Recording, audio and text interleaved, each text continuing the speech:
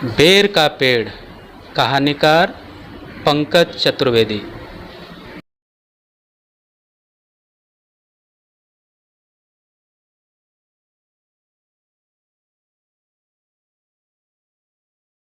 गोलू घर से निकला। सामने लाल रंग का गोल गोल सा कुछ पड़ा था, चमकीला सा।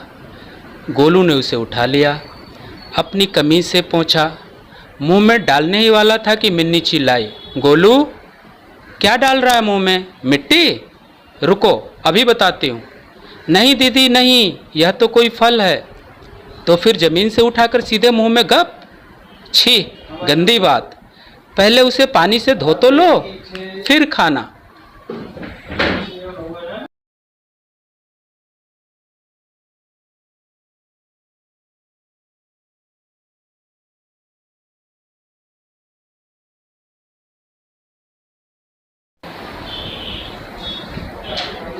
गोलू दौड़कर घर के आंगन में गया। एक लोटे से पानी डालकर खूब रगड़कर उसे धोया।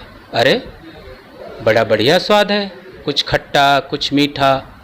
और एक क्या बच गया बाद में? अरे पगले, यह तो गुठली है, इसे खाते थोड़े ही हैं। इससे तुम्हारे लिए खिलौना बना दूंगी, मिन्नी बोली।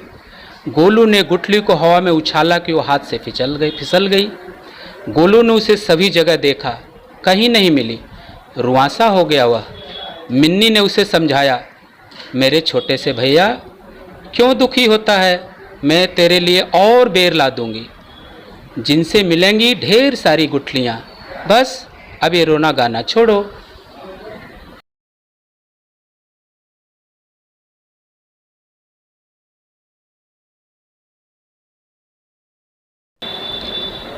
वैसे उस बेर पर एक चिड़िया की भी निगाह थी, लेकिन चिड़िया से पहले गोलू ने उसे उठा लिया था। गोलू को बेर का स्वाद लेते चिड़िया देख रही थी, लार टपका रही थी। जैसे ही गोलू के हाथ से गुठली फिसली, चिड़िया ने सोचा कि चलो कुछ तो मिलेगा खाने को। गुठली लुढ़क कर एक बड़े से पत्थर के नीचे चली गई थी। गोलू जैसे ही वहाँ से हटा, चिड़िया ने झपट कर गुठली उठाई और फुर्र फुर्र से उड़ गई। नीम के पेड़ की फुनगी पर बैठकर उसने गुठली पर जुबान फेरा। ओफ, उस पर तो कुछ कूदा बचा ही नहीं था।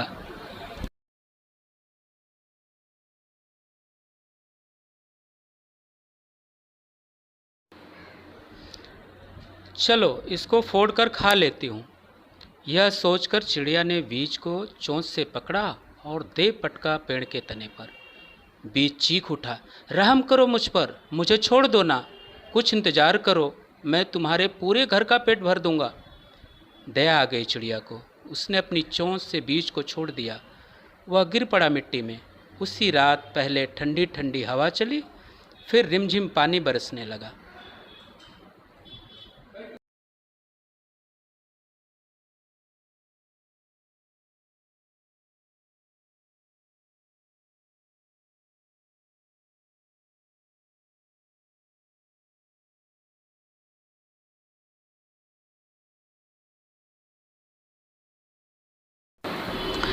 सात आठ दिन बाद बीज फूल गया।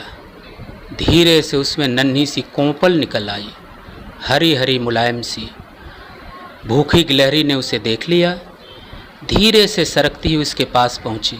मुंह खोला ही था कि कोंपल बोल उठी, मैं तो अभी बहुत छोटी सी हूँ, मुझसे तुम्हारा पेट भरेगा नहीं, कुछ दिन रुक लो, मुझे कुछ बड़ा हो जाने दो। इस सतरंगे मौसम में गिलहरी का मूड अच्छा था। बोली, चल छोड़ा तुझे, अब अपना वादा ना भूलना।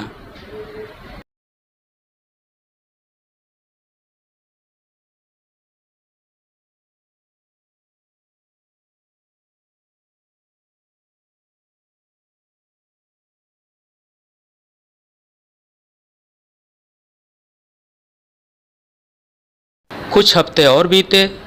कोंपल अब हरा भरा पौधा बन गई थी, कांटे भी मुलायम थे। बकरियों का एक झुंड उधर से गुजरा। वाह, क्या ताज़ा मुलायम खाना है, मज़ा आ जाएगा। क्या आप किसी दूसरी जगह अपना भोजन नहीं तलाश सकती? मैं तो छोटी सी झाड़ी हूँ, गिनती के पत्ते हैं मुझ में, और आप हैं इतनी सारी।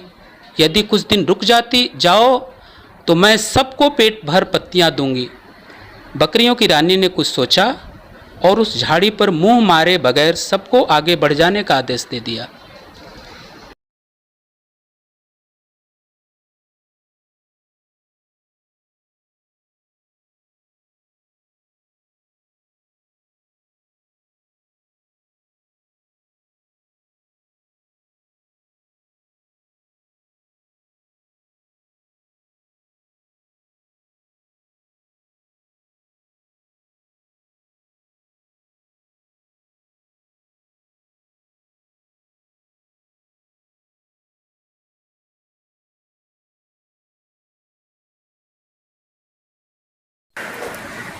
झाड़ी और बड़ी हुई,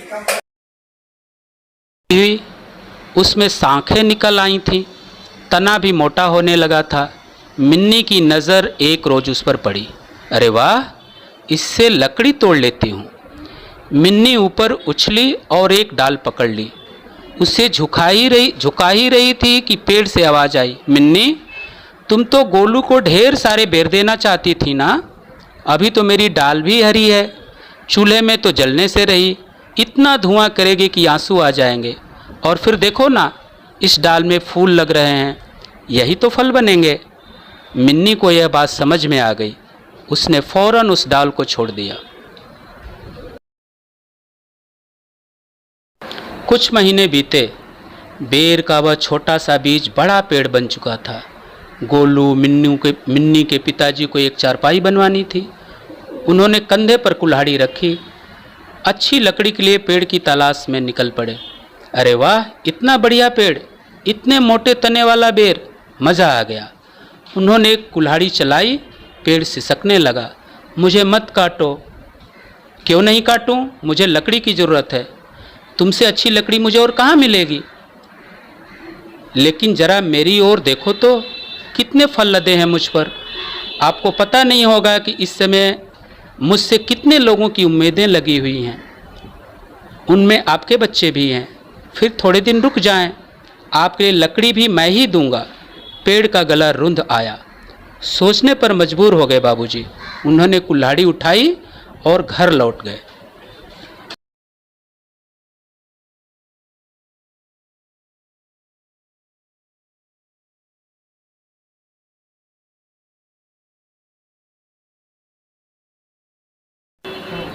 पेड़ अब खूब हरा भरा हो गया था।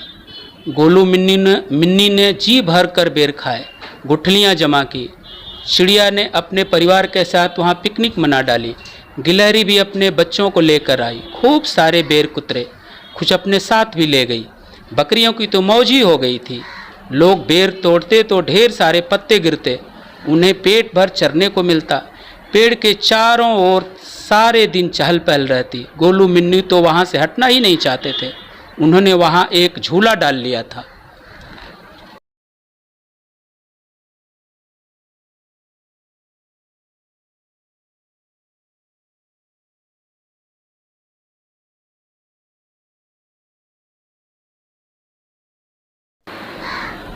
और फिर पतझड़ आ गया। पेड़ पर बेर कम होते गए। अब हर सुबह ढेर सारी सूखी लकड़ियाँ नीचे गिर जाती। मिन्नी दौड़कर जाती और उन्हें इकट्ठा कर लेती। चूल्हे में बिल्कुल धुआं नहीं होता। एक दिन पूरा पेड़ सूख गया। वहाँ की सारी रौनक खत्म हो गई।